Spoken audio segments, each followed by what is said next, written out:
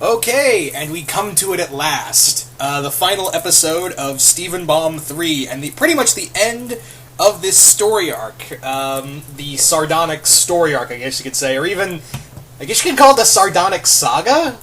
No, let's not call it the sardonic saga. So yeah, this was a really great episode. I really thought it was a nice little bow to tie everything up again. Tie everything up in this little story arc, and again, seeing Peridot once more, and learning a little more about the lore about the Gem homeworld, and some other things about Peridot herself. This was a lot of fun.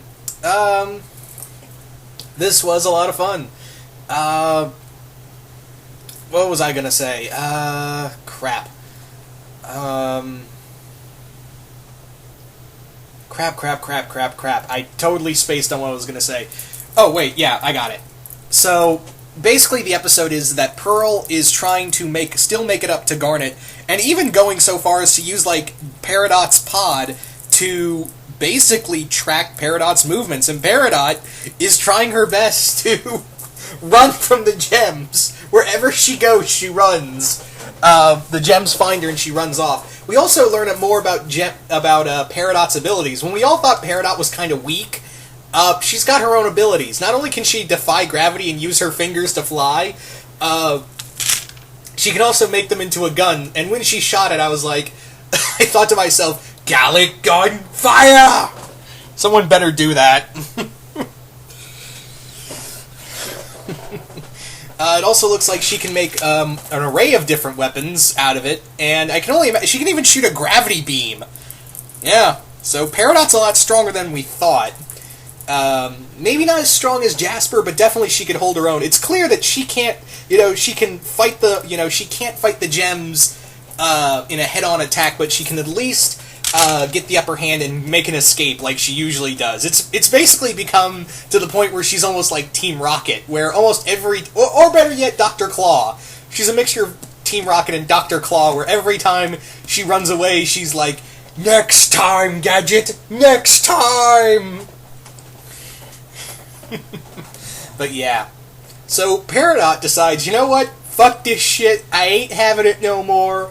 I gotta, these gems gotta go. I got a job to do. My boss gonna kill me when she finds out that I f***ed up.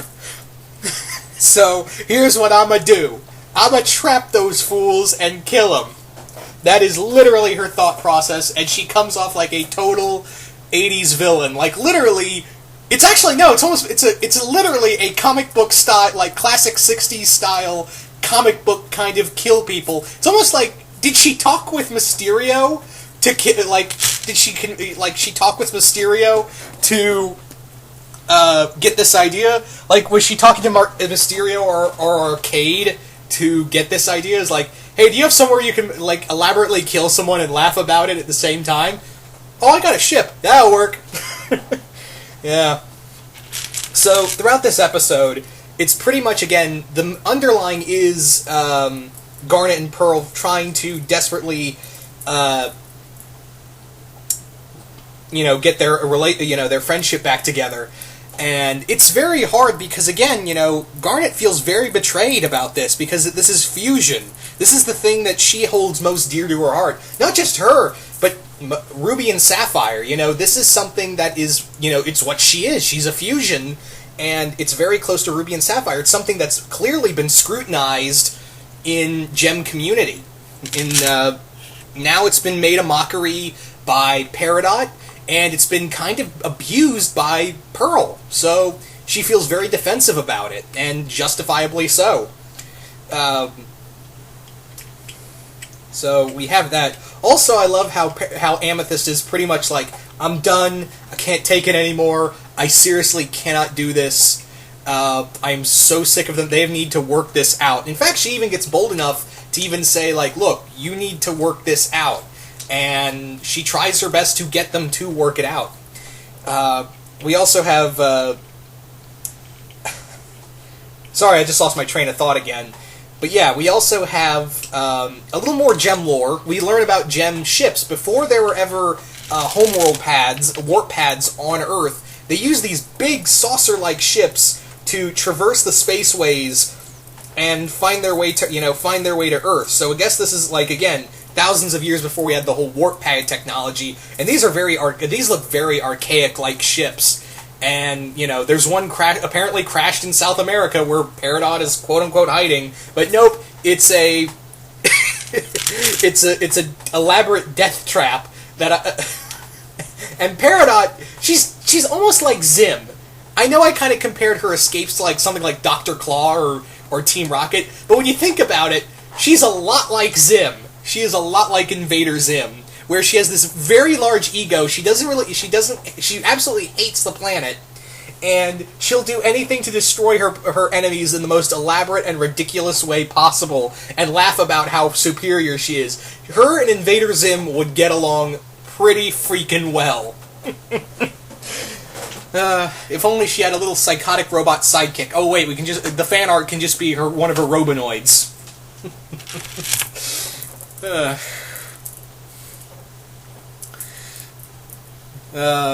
Man. So we got Sardonyx again, and yeah, it looks like for the most part, Pearl and Garnet, there's still some hurt feelings there, but for the most part, it looks like they want to move past this. They really want to move past this. Amethyst is just like, oh god, finally, I was so sick of the tension at home. And we can now move on from that point in their lives. We also... what else did I want to say about this? We also learn a bit about Pearl. We also learn that there's a little more about Pearl. When Garnet and Pearl are about to be crushed to death, Pearl says, look, I'm a Pearl. I have to take orders. I need to take orders from somebody. So, as we all know, Pearl was once called a defective Pearl. So, what I'm kind of gathering here, at least this is my theory so far, and I'm pretty sure some of you guys have this theory as well, in this from that quote, is that Pearl, there probably are more than one Pearls in the Gem homeworld, in the Gem Empire itself. So what I can assume is that Pearls are very low class. They are drones, more or less. They're drones, they're sentries, they're more or less just foot soldiers. And they have to take orders. That's what they are. So Pearl, like Jasper said, she's defective because she's probably free-thinking, whereas the other Pearls are more or less drones. They're more or less mindless drones, whereas now we can kind of see a little more of why Rose, why Pearl loved Rose so much. So we can clearly see that now that it looks like Rose gave her more, like it was kind of mentioned in Sworn to the Sword, that she was given, so much from Rose, and you can clearly see why she fell in love with her. So, yeah. Absolutely love this episode. I'm really sorry that I kind of stumbled through the review. My brain's been very on and off today. I've seen Ant-Man, I'm exhausted. I've done some other things in between, and I'm just so tired, and I wanted to get this review out as soon as possible, so I am sorry I kind of skipped through and kind of stumbled through the reviews, so I do apologize for that. But aside from that, I do hope you guys enjoyed this review. So you guys tell me, what did you guys think of this episode and the end of the Sardonyx story arc?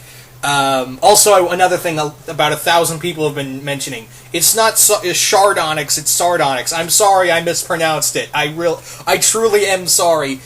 But when I honestly thought that's how it was pronounced, so my bad. Anyway, so what else did I want to say? Oh yeah, we also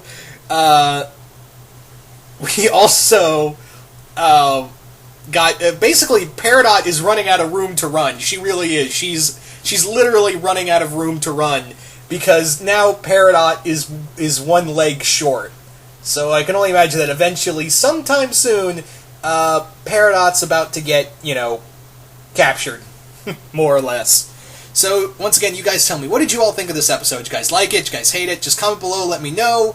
And what do you think is next for Steven Universe? Anyway, once again, hope you all enjoyed this, and I'm out.